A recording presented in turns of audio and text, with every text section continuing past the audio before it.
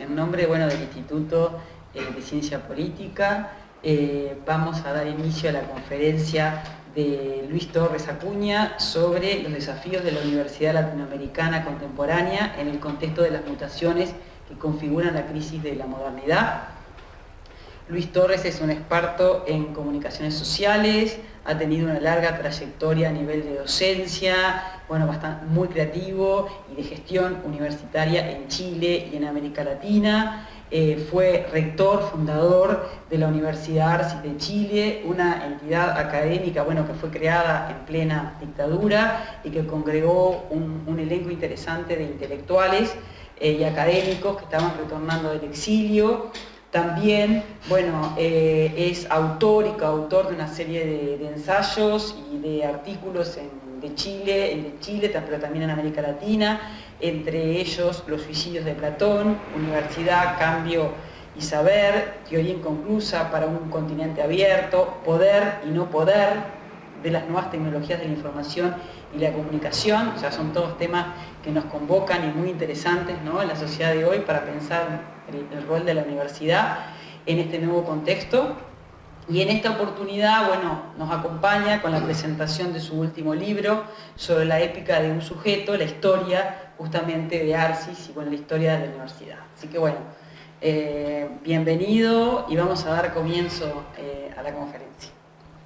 Muchas gracias, muy gentil y muy agradecido por estar en esta oportunidad de compartir esta experiencia que ha sido tan significativa más allá de mi persona, en verdad, porque fueron varios miles de personas las que estuvieron ligadas a la historia de la universidad, sí, ¿no? Y yo creo que el lugar desde donde hablo es precisamente desde ese proyecto en particular. No obstante, y a él confluyen muchas otras de las vivencias que me toca participar a lo largo de mis ya varias décadas de años de universidad. Tienen mucha transparencia, yo voy a ir rápidamente porque quiero marcar simplemente la entrada, pero para centrarme en lo que siempre viene al final, que es como se cierran los dramas, ¿no? Al final está todo. El tema de la universidad siempre conviene mirarlo un poquito, es en realidad una de las más grandes creaciones de la civilización occidental y probablemente es la más extensa después de la Iglesia Católica, ¿no? La palabra universitas, yo aquí, que es un investigador chileno, encuentra una interpretación de ella, del origen, en un texto de un francés que no recuerdo el nombre, que lo alude a Cicerón, ¿no?, el concepto de universitas como sentido de totalidad. Y ese sentido de totalidad lo traduce a la idea, al concepto de que universidad es algo que está reunido en un todo, ¿no? Y en particular, en la época en que se crea la universidad, la cristiandad es ese todo, ¿no?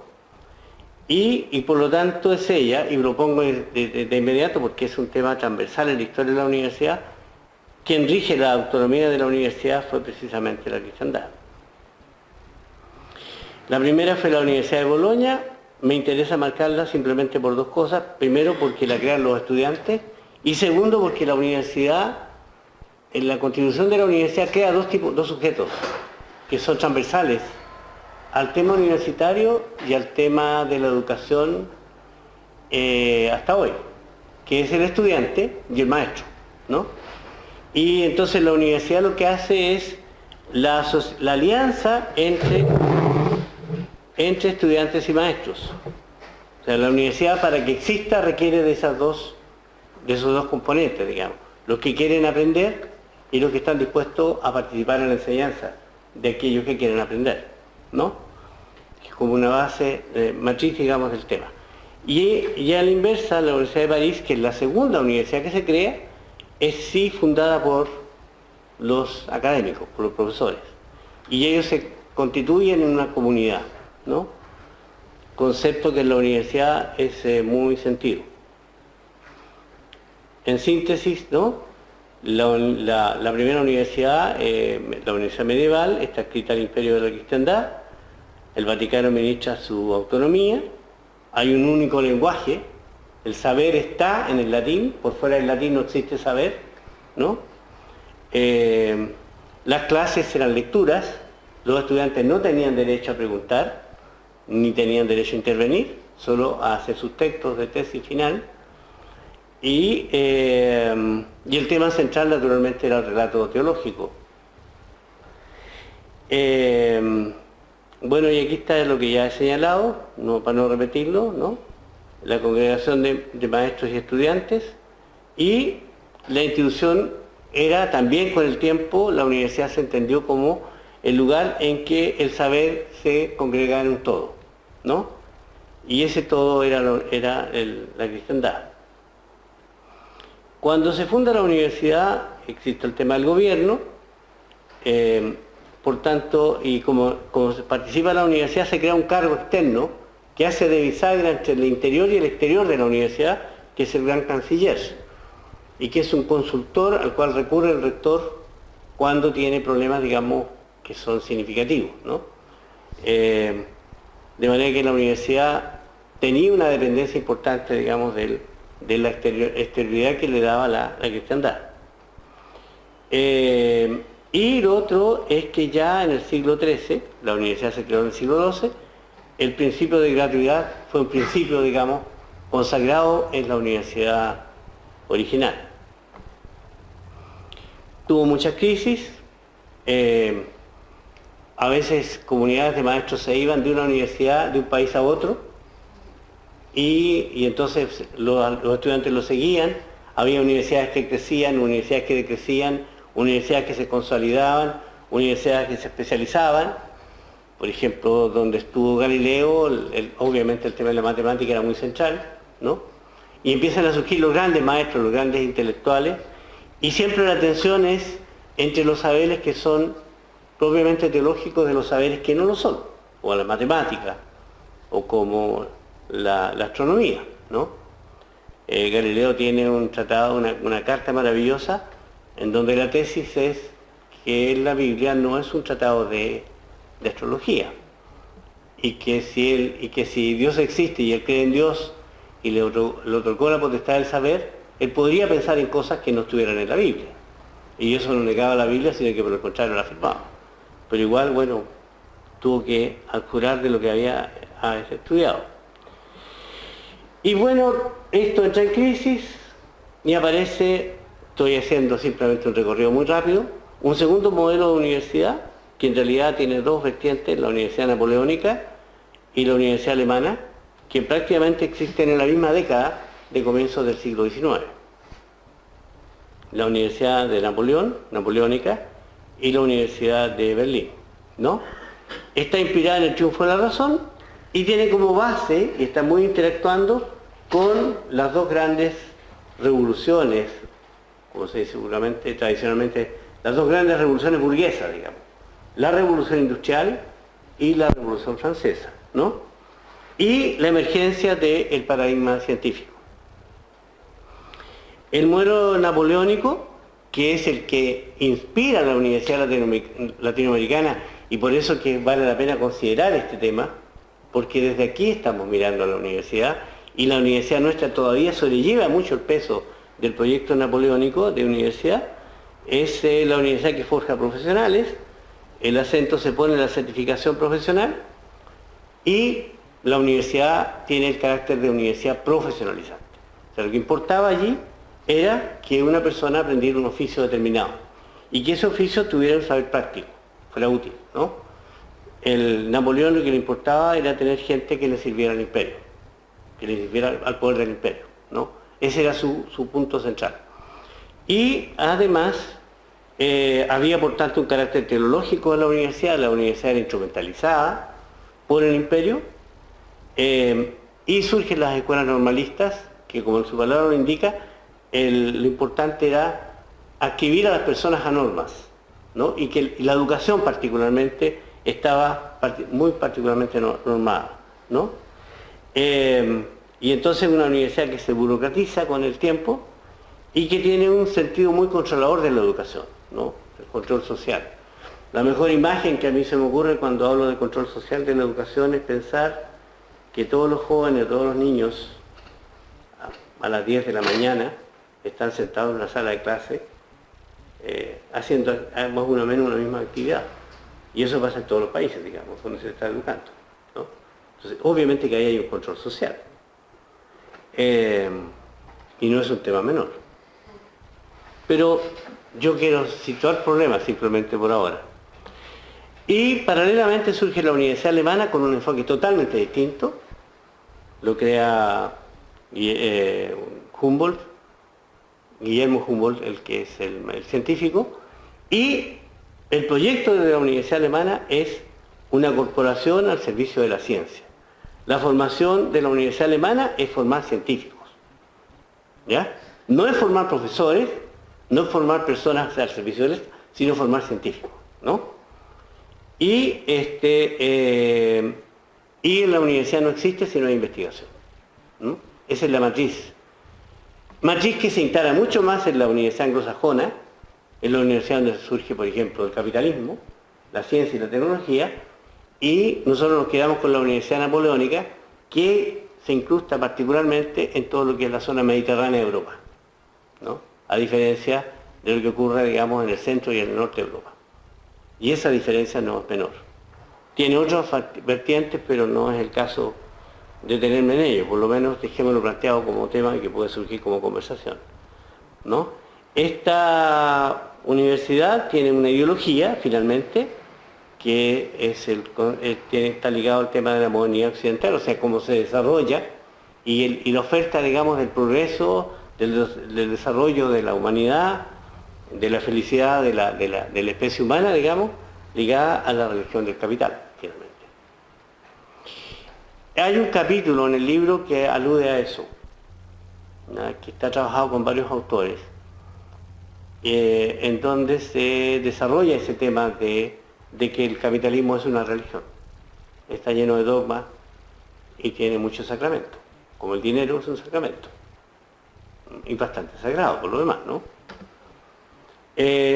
Y este personaje que es menos conocido, que es un inglés, en realidad es un irlandés, originalmente protestante, después se transforma en un cardenal católico, y piensa la universidad desde otro lugar, ¿no?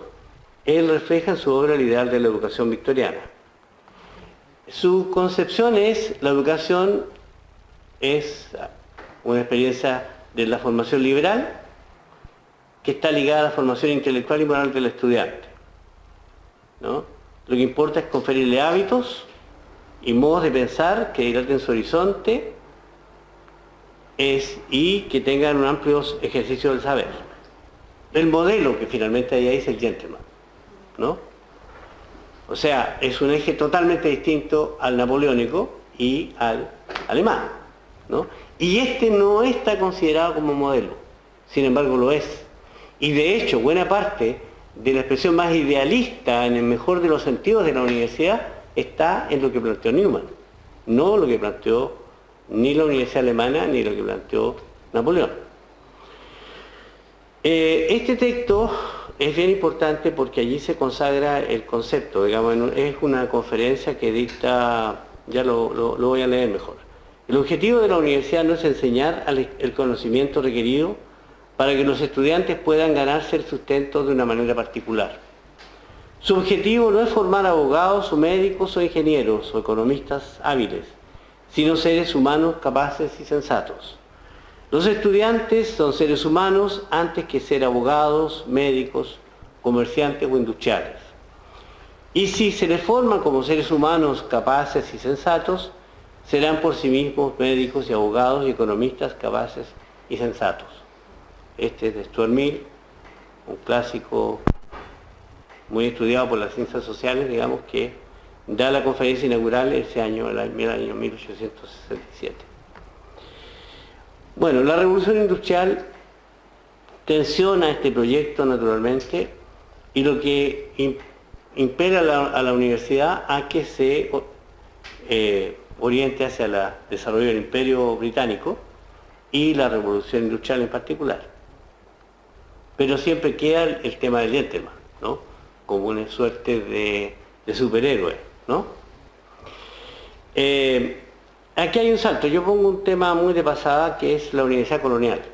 Creo que es legítimo hablar así. Hay una universidad colonial, nosotros somos colonizados, y una primera que es el caso chileno más cercano, esto ocurrió en toda América Latina, en toda nuestra América, fue la universidad adscrita, digamos, a algún convento, muy en el formato de la universidad medieval, ¿no? Y que va a ser tensionada por la evolución misma que tiene nuestra sociedad para desplazarse, digamos, hacia un tránsito hacia la universidad que hoy día tenemos. Esta universidad tuvo una gran gravitación, fue importante porque las distancias eran muy grandes en esa época, también por el transporte, no puramente por las distancias. Probablemente hoy día son mucho más cercanas las distancias, digamos, por la tecnología que por las distancias reales, ¿no? Y eso también hay que considerarlo. Entonces, la gente que tenía que formarse para el establecimiento de las comunidades humanas y sus autoridades y especialistas y gente que desarrollara, digamos, la explotación de las colonias, tenía que ser calificada y tenía que ser también sometida, digamos, al pensamiento religioso. Y por tanto, el Imperio Español aceptó y promovió que hubiera universidades coloniales en las distintas colonias, ¿no?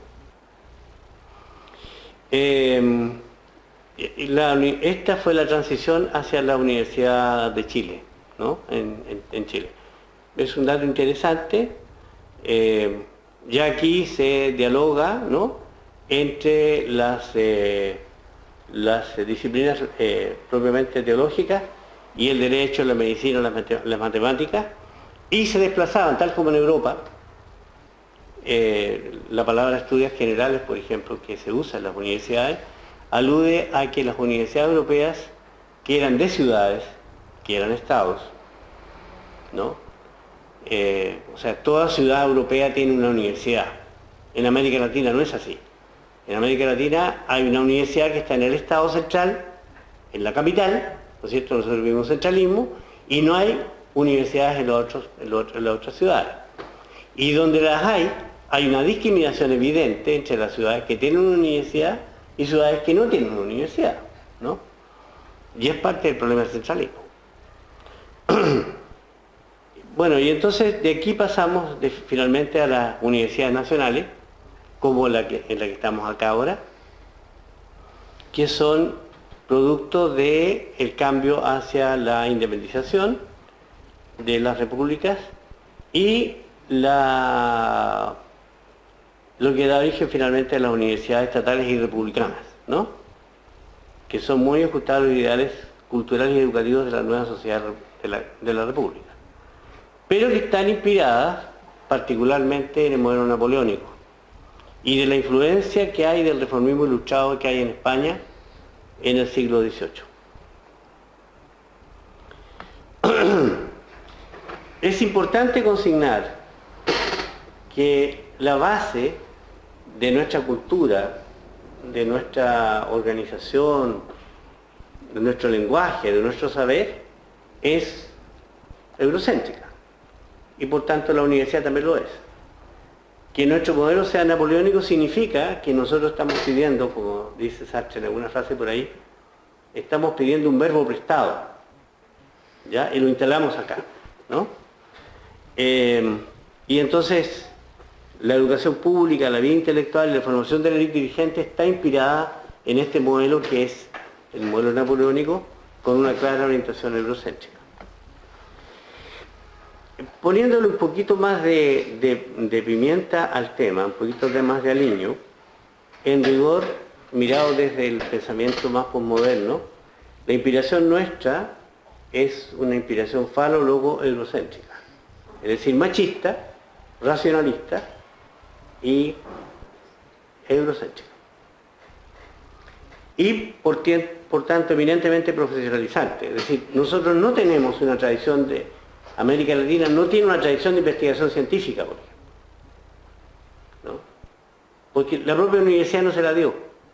¿ya? Y eso está en el origen. Entonces es un desafío el poder mirar el tema desde otro paradigma. Porque el paradigma científico, perdón, porque el paradigma universitario original no lo da, no está en esa dirección. Y poniéndole también un análisis más en perspectiva crítica, la autonomía de la universidad de la cristiandad pasa a ser regida por el Estado. Y cuando es regida por el Estado, francamente es regida por la política. Es decir, la gran tensión y el gran debate que hay en la Universidad de América Latina es cómo somos autónomos de la política, por ejemplo, que está muy movida por una operación, digamos, de clientelismo político en sociedades que son muy a mal traer y donde la simbiosis entre economía y política es muy fuerte. O sea, en Chile hoy día, en este momento, por ejemplo, se está logrando generar leyes que obliguen a los políticos a no recabar recursos de los grandes empresarios para su candidatura. Y hago un paréntesis simplemente para ver la ligazón. Para ser senador en Santiago de Chile se requería una inversión publicitaria de 6 millones de dólares. Un político no tiene esa plata. Y eso lo ponen los grandes empresarios. Entonces las sociedades nuestras tienen muy ligados los grandes poderes, digamos, los megapoderes, que es la economía y la política, ¿no? Y eso también, por lo tanto, se refleja en la universidad. Tanto que la propia estructura de la universidad está regida por la fronda aristocrática local. Y este otro tema que también estábamos conversando delante, de que la estructura de las universidades está en escuelas y facultades, compartimentadas. Aquí está la matemática, aquí está la sociología, ahí está la filosofía, etc. Y no se ligan, ¿no? Y más bien colisionan y a veces se ven obligadas a negociar por el tema de administración de recursos. Y el gran desafío es que hoy día lo que rige es la multidisciplina. Por una razón muy simple. Porque los grandes problemas que vive la humanidad no pueden ser abordados por una disciplina. La crisis medioambiental, el tema de la pobreza, el tema de la exclusión, el problema de la marginalidad, el problema de la energía, el problema del centralismo, el problema de todas las crisis que estamos viviendo como sociedad humana, no hay ninguna ciencia que dé cuenta de ello. Y el aparato universitario no está preparado para eso. Entonces lo que están surgiendo son iniciativas que van en esa dirección, pero la estructura universitaria en su base niega esa fórmula, porque está organizada de otra manera. Y ese es un debate por hacer.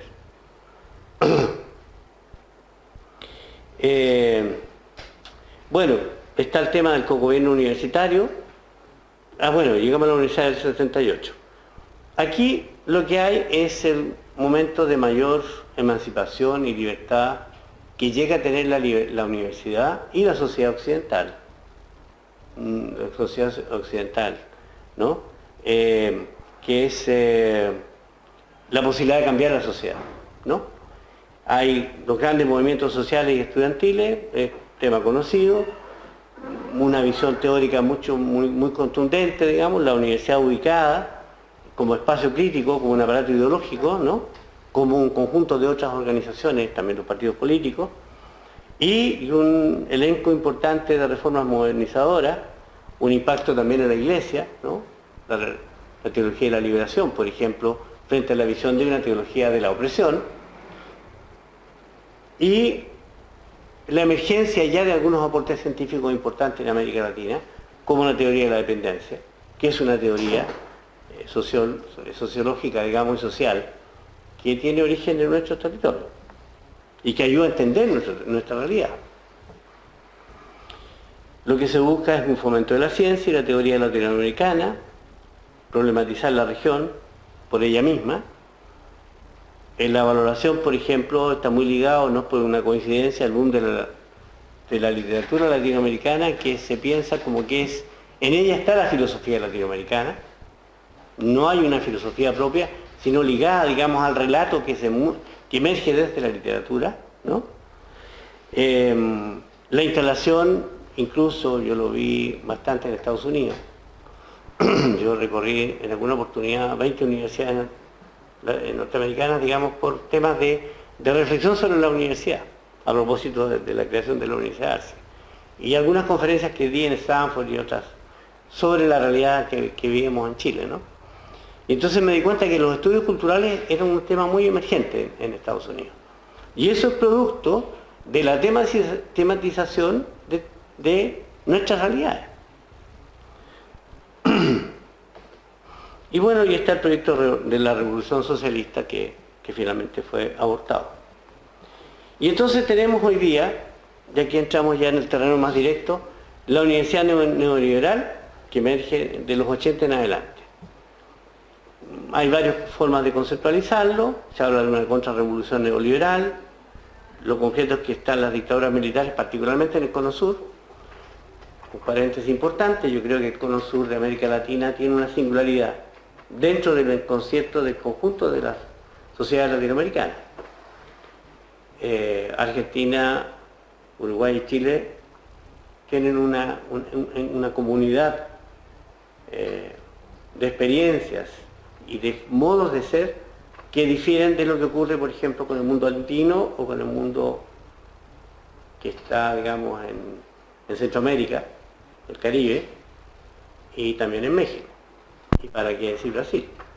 O sea, hay subregiones. Esta es una subregión muy claramente, ¿no? Entonces yo vengo de Chile llegando y me encuentro, estoy aquí como si estuviera en Chile. Pero si yo voy a Perú, noto la diferencia inmediatamente. Y entre otras está un fenómeno importante que hay ahí, es la presencia todavía muy fuerte, muy significativa de los pueblos originarios que hay en los otros países, ¿no? Y de las culturas originarias. Bueno, está la represión, todo esto es sabido, ¿no? Y lo que me importa es que a raíz de esta crisis, ya que hay una caracterización del tema de lo que es el proyecto neoliberal,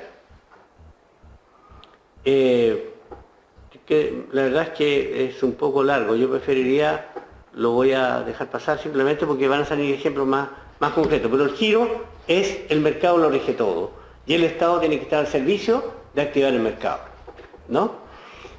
En síntesis, esto tiene un impacto muy importante en el tema de los derechos humanos. La izquierda surge en la Revolución Francesa cuando es capaz de pensarse a sí misma desde la constitución de una mega teoría, que son los principios que se formulan cuando se escribe la Declaración de los Derechos del Hombre y del Ciudadano, que es la base de los derechos humanos. Y entonces la izquierda se funda en torno de la defensa de esos derechos. Lo que hace el neoliberalismo es transformar los derechos en mercado. El derecho a la educación, mercado de la educación. El derecho a la salud, mercado de la salud. El derecho a que se lleva la seguridad ciudadana, digamos, la seguridad social, es también el mercado. Todo el mercado, ¿no? Ese es el giro tan duro que hay. Y es definitivo, digamos, es muy radical. Y el principio del capitalismo, para ahorrarme las pantallas, es que yo me voy a embarcar, digamos, en proyectos de desarrollo donde tenga un patrón de acumulación de capital. A mí lo que me importa, si yo me meto en la educación, es porque en la educación puedo generar una acumulación de capital. Si no genero acumulación de capital, el capitalismo no le interesa. ¿Por qué se metió en la famosa AFP en Chile? En todo lo que es la seguridad, porque allí la seguridad del trabajador cuando termina su vida laboral, porque allí se acumula mucho capital, ¿no? Y entonces, finalmente, el desarrollo para el capitalismo es el desarrollo del capital, la acumulación de capital, ¿no? Eso nos ahorra esa es la mirada central del tema, ¿no? Y la universidad, yo invierto en la universidad y hago que haya una universidad privada porque ahí tengo un patrón de acumulación de capital. Y la oferta que hay es muy simple. Yo te ofrezco que estudies en la universidad porque lo que tú vas a pagar por estudiar en la universidad es una inversión mucho más rentable porque tú vas a ganar mucho más de lo que estabas pagado por estar en la universidad, ¿no? Partiendo de un principio que también es bastante discutible, de que la gente tiene una rentabilidad por la calificación académica que tiene o la calificación profesional. No, la tiene por la capacidad que tiene de acumular capital. Los que acumulan más capital son los que tienen más plata, no son los que tienen mejor formación. O sea, no nos engañemos con eso, ¿no? Y entonces la oferta que hacen en la universidad es distorsionada, porque lo que le ofrecen a los estudiantes es que sean capital humano. ¿Y qué es lo que es capital humano? Es el capital que es capaz de producir acumulación de capital, ¿ya? Y por tanto todas las profesiones se orientan en esa dirección. Tú estudias para ser médico, pero no para la salud, sino que digamos, para ejercer el derecho, digamos, a la salud de las personas, sino que para que tú puedas acumular capital. Entonces a lo mejor crear una empresa y crear una clínica, ¿no? Y ese es tu tema. Tu tema no es ser un buen médico, sino que es acumular capital. Eso tiene un correlato, por ejemplo, en las comunicaciones. Estoy trabajando un libro ahora sobre eso. Los medios de comunicación están en esa misma lógica. Y entonces la noticia es mercancía. Y parte del cuento, más allá de todos los chauvinismos que vivimos todos, porque si yo estoy de Santiago estaría en la misma, ¿no? Es que se fomenta, digamos, y se trabaja en los medios de comunicación, y los medios de comunicación se abastecen de aquello que estimulan, como por ejemplo el chauvinismo deportivo.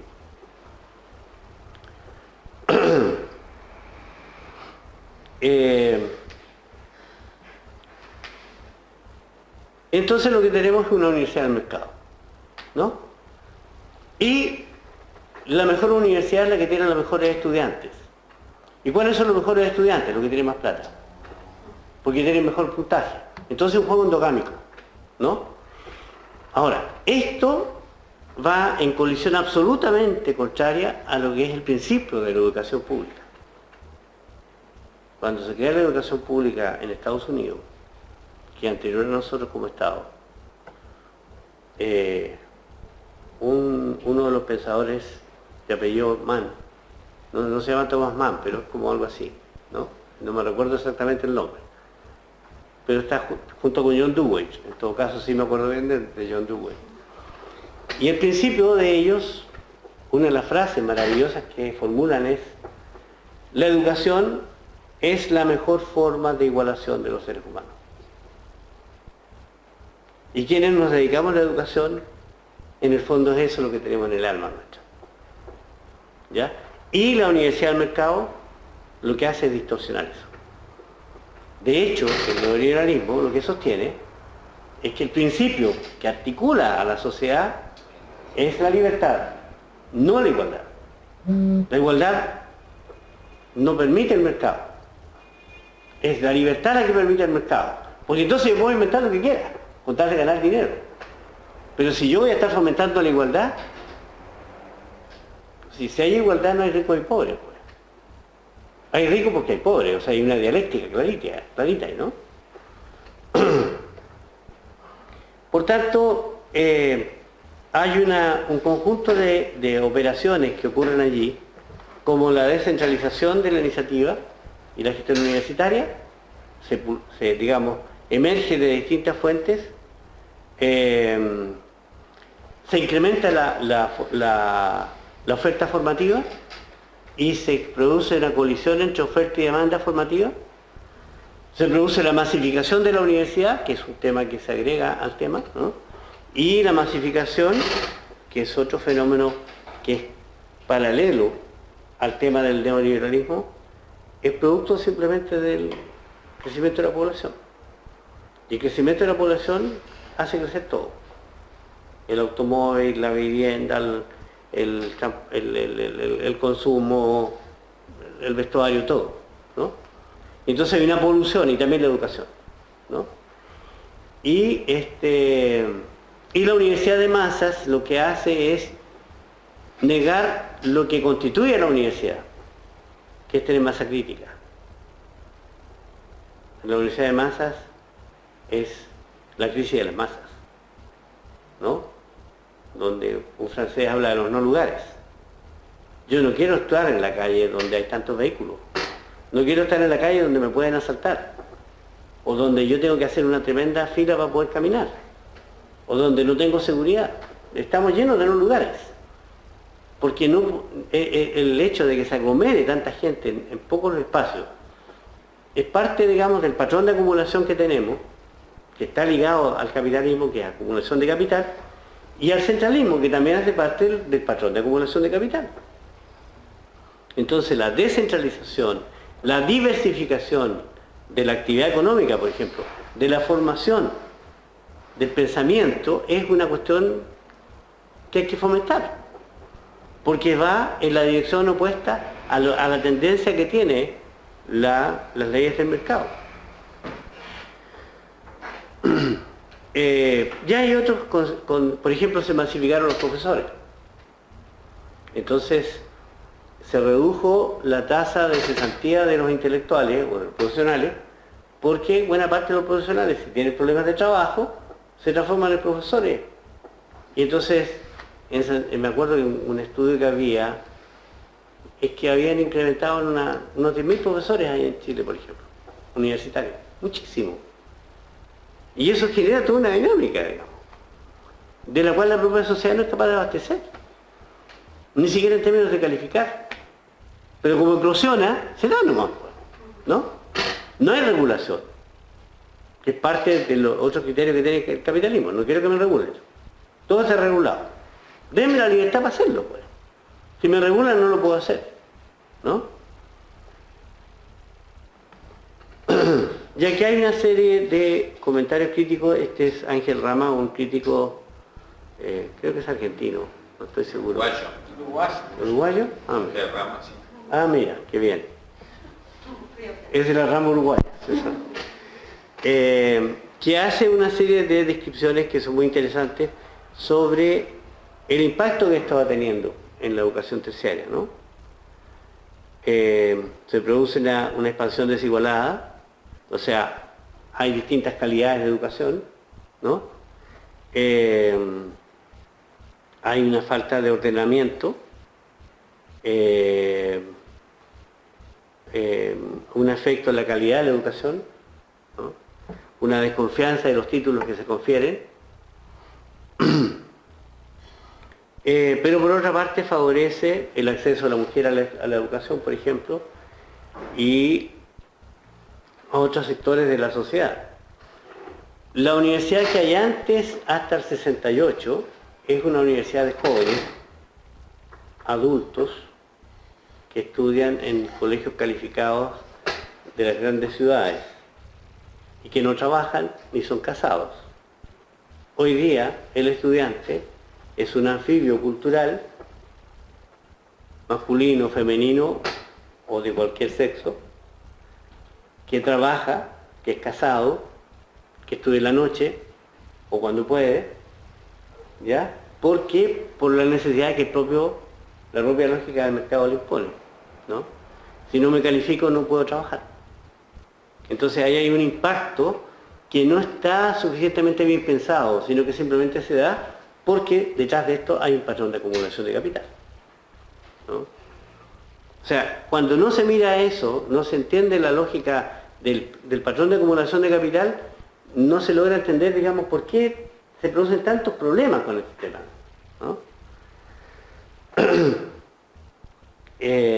Bien. Y esto ya está claramente en crisis. En el caso chileno, digamos, ya los estudiantes están absolutamente alzados en movilizaciones, y esto es progresivo, pero como es tan masivo y hay tantos recursos involucrados y tantos intereses que están involucrados en esto, es muy difícil el cambio. Pero ya se vuelve a reinstalar lo que había, que la educación sea gratis. Cuando yo estudié en la universidad era gratis, ¿no? Pero hoy día todo se paga. En Chile todo se paga. Se paga la educación, se paga todo. Se paga el estacionamiento, todo se paga. En todas partes está lleno de patrones de acumulación. Los malls tienen patrones de acumulación incluso por el estacionamiento. Entonces la educación está en esa lógica, y desde la básica, ¿no? Entonces cuando el Estado está promoviendo una nueva forma de educación, tiene que luchar contra esto, digamos que está muy fuertemente marcado.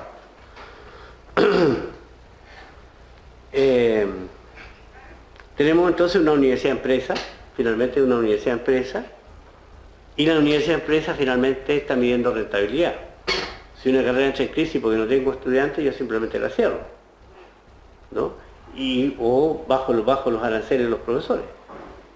O sea, no tengo problema con eso, digamos. Y por lo tanto afecta la calidad. No se fomenta, por ejemplo, la editorial. ¿Por qué? Porque la editorial no necesariamente me renta. Nosotros en ARCIS logramos producir unos 500 títulos en la época del rectorado, de los 20 años de rectorado. Pero hicimos una operación sumando un esfuerzo que tiene que ver con el tema del dinero. Si tú te adscribes como profesor, te compras y hacemos un crédito y se te descuenta por planilla, te llegan todos los tomos. Pero además tú puedes escribir. Entonces tenemos un buen comité, digamos, científico que elige, digamos, selecciona los textos, que te orienta en los textos, pero tenemos una buena producción de textos, digamos. Son temas que se pueden trabajar. O sea, uno puede hacer una torsión ahí, ¿entiendes? Digamos, siempre inspirado en el tema de lograr provocar el fomento, porque finalmente a las universidades, sobre todo las universidades estatales, hay una presión por la propia masividad que tiene de estudiantes de poder sobrellevar estos problemas, digamos, ¿no?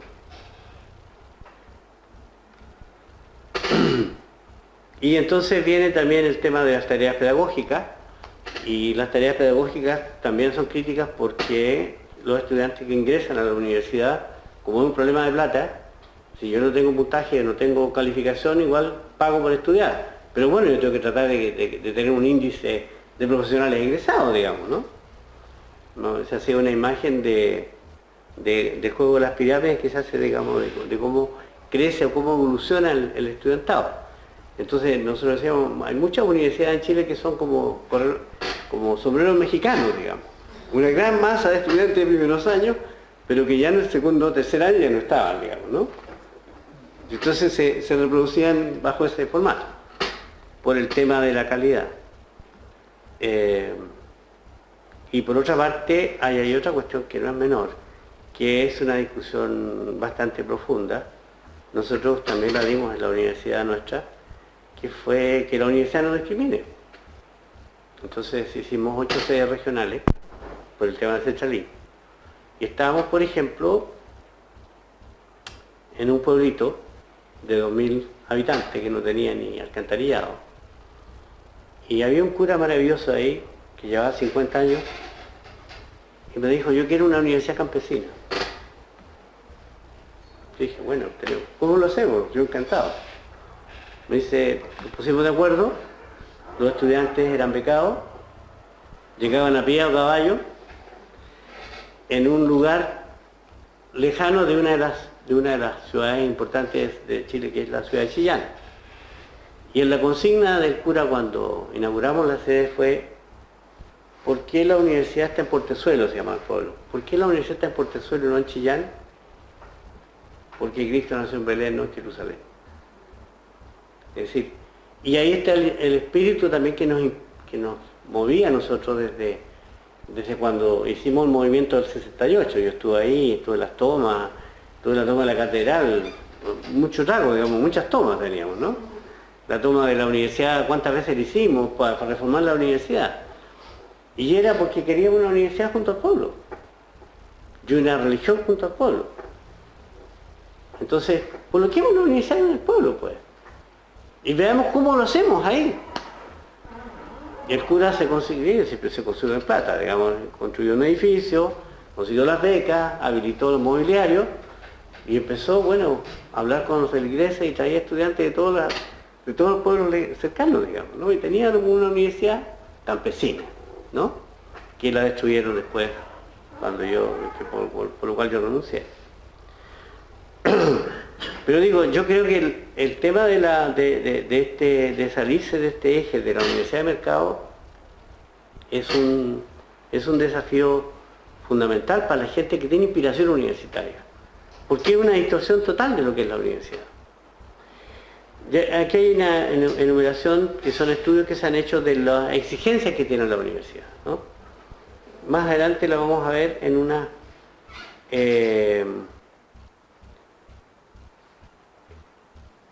a ver, aquí hay una cuestión que sin embargo no me la quiero perder, que salió ahora, que es la revolución del conocimiento. Paralelamente a la masificación, paralelamente al capitalismo, paralelamente al centralismo y lo que hemos hablado, está el tema de la revolución del conocimiento. Fíjense que se estima que la riqueza, esto es de la década del 90, ¿eh? Este estudio, se estima que la riqueza global del conocimiento acumulado se duplica actualmente cada 5 años.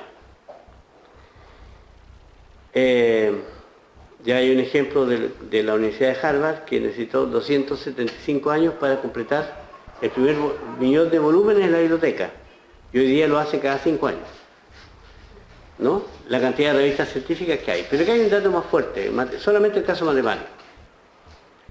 Todos los años en matemáticas, por la cantidad de científicos, se estima que hay entre 5 a 6 millones de científicos en el mundo hoy día.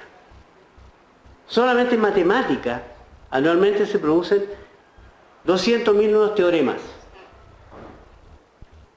O sea, eso también tensiona a la universidad, obviamente. Porque no todos estos saberes se dan en la universidad. Se dan donde hay capital. Porque hay una trilogía, que es un estudio que tiene otro autor, entre la economía, la tecnología y la ciencia, que es la que fortalece el desarrollo económico y la eclosión, digamos, de la ciencia. Entonces hay científicos, por ejemplo, el tema de los grandes temas de problemas que hay en la sociedad humana, como el cáncer, tienen mucha investigación científica, ¿no es cierto? ¿Por qué? Porque hay capital. Ya eso se agrega al tema de la tecnología. Y entonces se hace una inversión, ¿no? O sea, no hay ciencias donde no hay inversión. Y donde se invierte en ciencia, donde la investigación que se logre va a producir mayor inversión, mayor capitalización, ¿no? Y eso también es una distorsión. Entonces es un circuito muy armado, que nosotros no estamos fuera de él. Nosotros estamos fuera de él. Y eso también es, por cierto, un desafío. O sea, nosotros debiéramos pensar en fórmulas a través de las cuales pudiéramos desencadenar investigación. Es como divertido cuando dicen la economía en Chile está mala porque no ha crecido.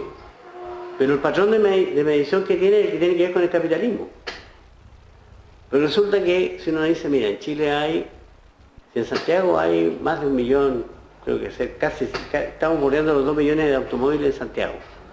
Deben haber unos 3 millones de automóviles. ¿Cuánta gente vive el automóvil en Chile? Yo viví en distintas ciudades en el sur de Chile.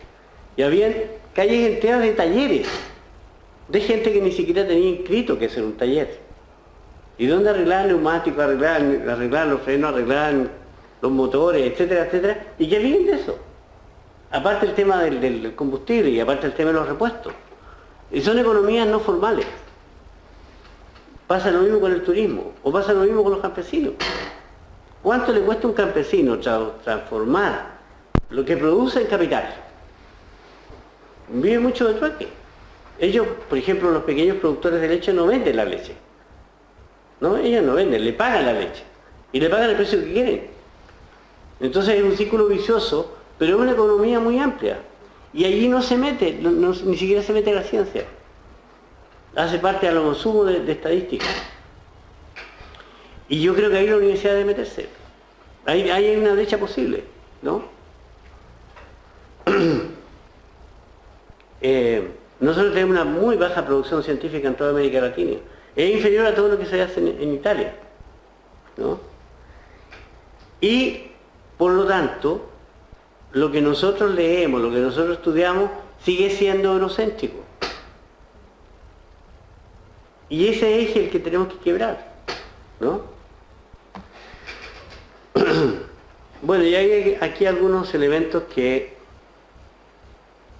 catalizadores de educación terciaria. La aparición de nuevos proveedores, bueno, ya lo hemos dicho, las nuevas formas de proporcionar educación, la educación a distancia, la educación virtual, el aprendizaje en alianza con empresas, ofrecer cursos a las empresas, ¿no? Finalmente, y además el tema de que la diversificación de títulos y diplomas, hay muchos magísteres que no son teóricos, son de marketing nomás, ¿no? Y una de las tareas, uno de los capítulos más importantes de formación es la formación de gente experta en mercado. La movilidad de los estudiantes, es importante considerar eso porque nosotros también podemos capitalizar aquello. Nosotros hacíamos convenio, por ejemplo, y traíamos estudiantes de Alemania y de otros países a estudiar con nosotros y que estudiaran nuestra realidad. Y hacíamos intercambio, ¿no? La formación permanente. O sea, ya nosotros ya no podemos hablar de que hay una etapa de la vida en que leemos o estudiamos, o en que aprendemos. Estamos obligados a aprender todos los días. Y eso también tensiona a la universidad. O sea, de hecho, en alguna oportunidad estuve trabajando el tema, yo no lo pude continuar porque yo me fui de la universidad por la crisis que se desencadenó.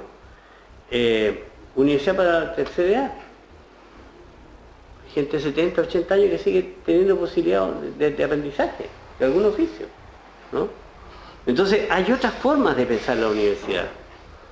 No tiene, sin perjuicio de que uno piense que en el ser mismo de la universidad, de esto, de la mezcla, de algo dinámico que hay entre el que quiere aprender y el que está dispuesto a pensar y a estudiar con él, y orientarlo, acompañarlo en el aprendizaje, eso se asocia a movimiento, a juventud. Bueno, se es joven toda la vida, ¿no? Se puede estudiar toda la vida.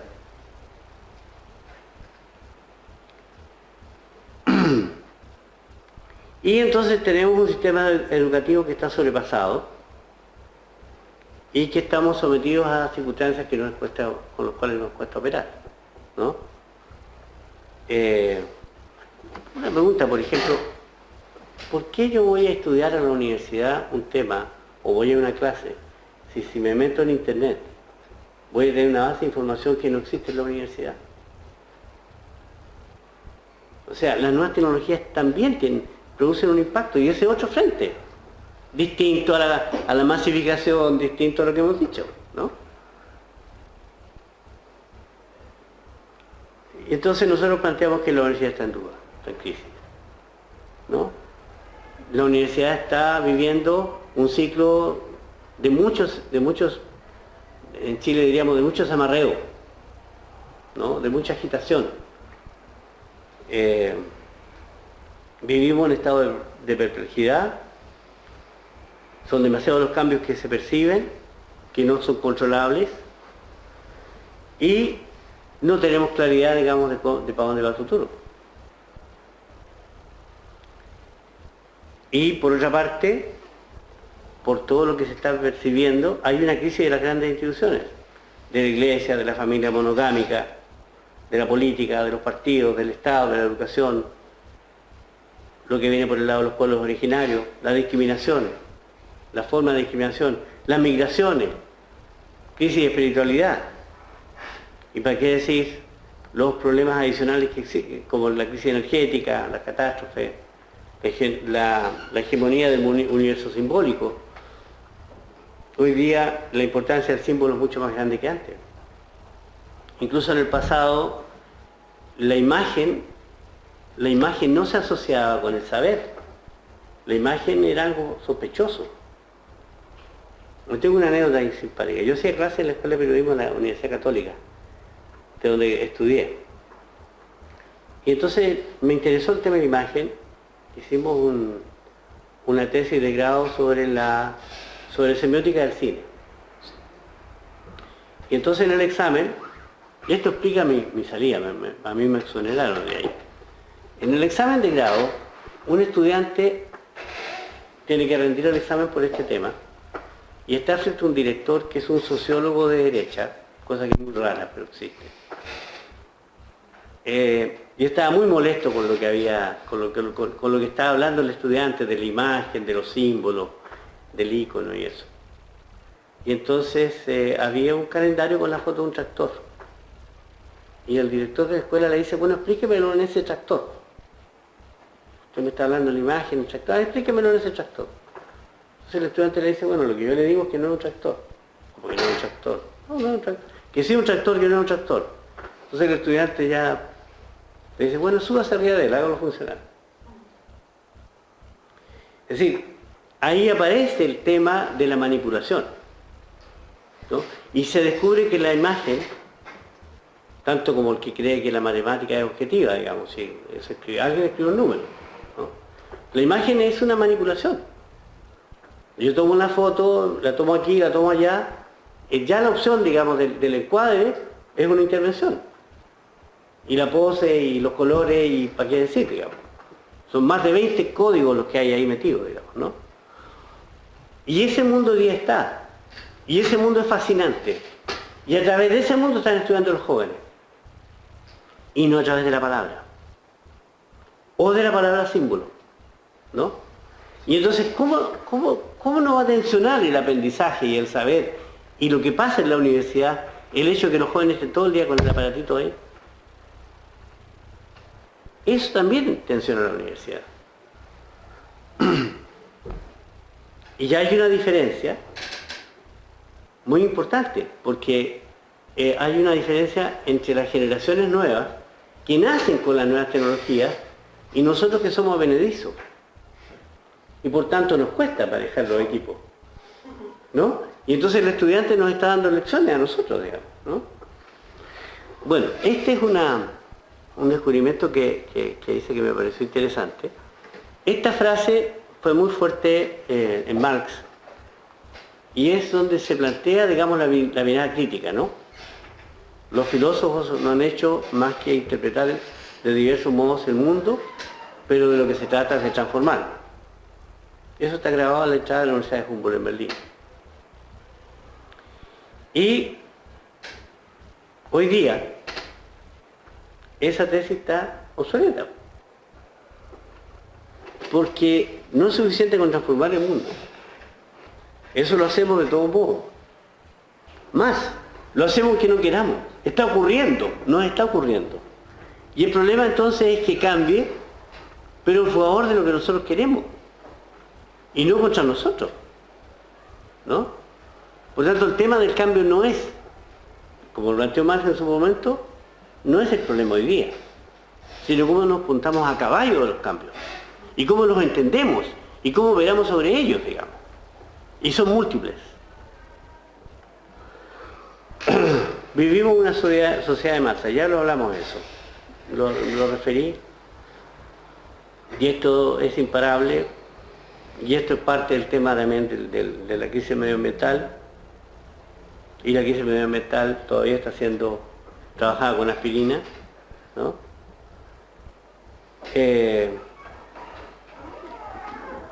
Yo preferí mucho salirme del tema, también por el tiempo, quiero decir, perdón. Bueno, y aquí hay un dato que es espectacular, que la segunda mitad del siglo, esto es un estudio del año 98 de la UNESCO, el crecimiento de la población mundial en estudios terciarios, digamos, ¿no? O sea, hoy día es un fenómeno ya mundial. Y también está ligado a eso, a que hoy día el joven sabe, y también el adulto, que es importante calificarse. Y demanda estudio, y quiere calificarse profesionalmente. Entonces la universidad tiene que ser sensible a eso. No es una cuestión que tiene que ver puramente con la edad, con la juventud. A mí me impresionó un dato, por ejemplo, que a comienzos del siglo XX un psicólogo norteamericano dijo, ¿saben? Hasta ahora hemos pensado que, estamos hablando a comienzos del siglo XX, habían dos grupos de edad nomás. el adulto y el niño, como fue la Edad Media. A los 12 años la mujer tenía menstruación, era mujer, pasaba a ser mujer y no había otra etapa. Entonces él dijo, no, sabe que hay 3, hay jóvenes.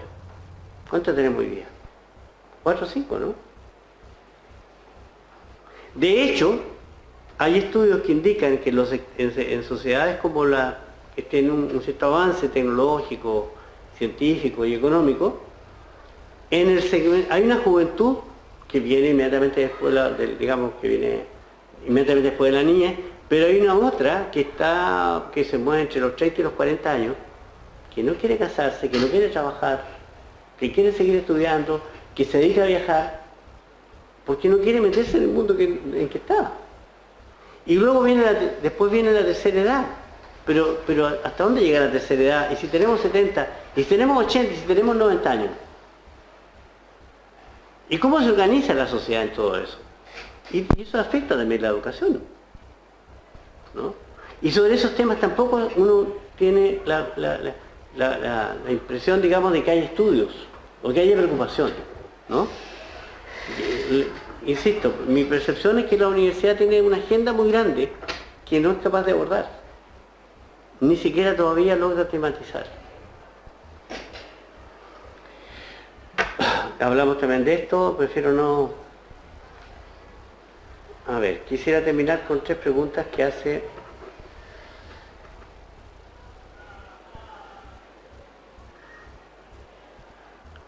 Aquí está el tema de la nueva tecnología.